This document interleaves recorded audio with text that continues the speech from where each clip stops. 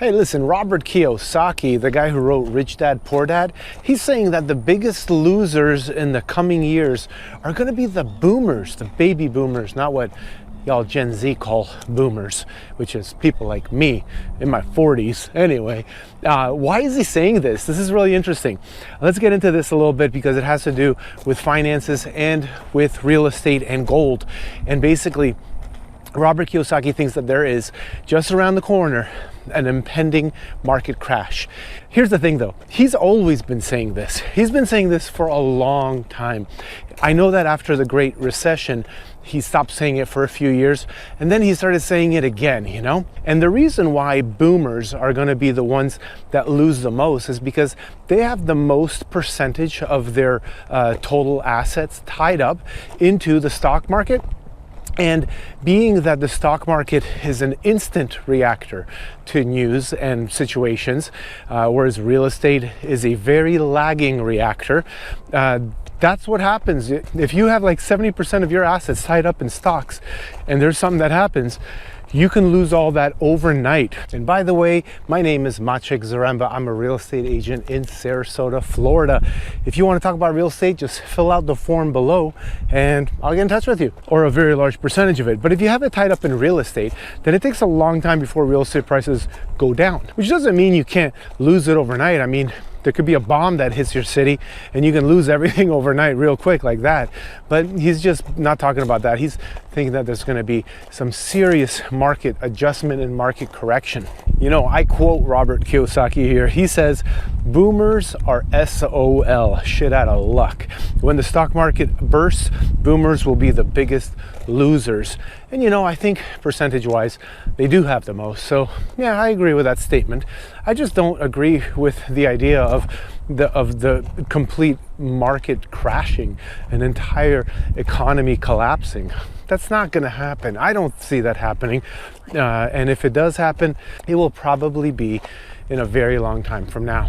The thing is, he's a boomer himself, right? He acknowledges that boomers have been super lucky, and he's been super lucky, okay? And I don't think that this kind of luck is going to continue for Gen X, my generation, or the millennials, or Gen Z. But then a little later in the article, he gives this quote, which is a little crazy, man. This guy, he says, if I were a child of a boomer, which I am, by the way, I would nudge my parents to sell their home, stocks, and bonds now while prices are high, and then buy gold, silver, and Bitcoin. Well, that's like, where are they going to live then? Like, where are your parents going to live? You know, and then he says, before your boomer mom and dad move in with you or expect you to pay for their rising healthcare or funeral costs. So he's saying, like, tell your parents to do that, you know, and like, my parents are 70 and 71 years old, and they're not going to be doing that. That's ridiculous, especially if it's coming from me. I mean, what kind of advice is that? That's just dumb advice, you know? But he does recommend getting into precious gold, and he's been a big buyer of gold, but more specifically of gold mines. Now, I know that regular folks like you and me can't necessarily go and do that, is buy a gold mine, but that is a really good strategy if that is something that you can do. Think about it. Might as well get the source of where it all comes from. And when it comes to selling everything, you got to think about it. In 2024, the stock market went up 28%. That's not a sustainable number. Now, I think everything went up 28%. Home prices, I mean, maybe not in 2024, but like everything, you know, the cost of living went up quite a bit. But the stock market did go up 28%. So, you know, selling a little bit is not a bad idea. This is a good way to hedge your gains because no one ever went broke taking gains, right? Taking profit. No one. Now, what I hate about these articles that I read is that just like subtly within the article, they like to embed an advertisement that doesn't look like an advertisement, but you know, I'm a marketing major. I can read right through this crap. But basically they say, hey, one way to invest in gold is buy this IRA, you know? It's like, stop doing this crap. Just write the article. That's all we want to know. Oh, and when you sign up with this whatever gold, you'll be eligible for $15,000 in free silver. Whatever. This is crap. Anyway, let's talk now about Robert Kiyosaki's real estate advice, okay?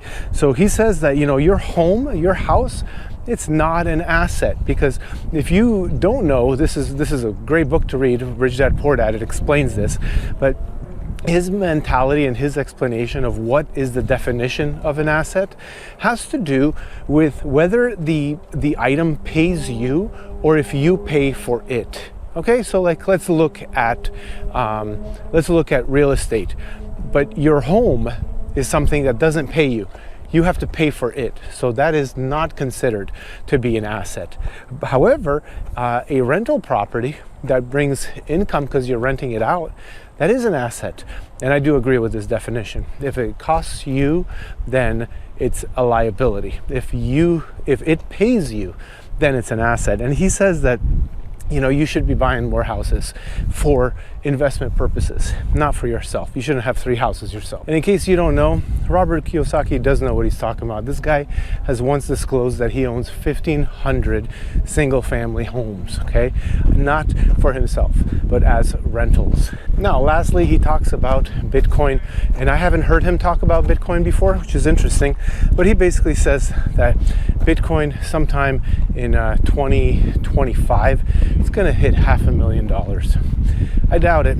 We just, hit 100,000. I doubt it's gonna 5x in 12 months. But anyway, what do you think?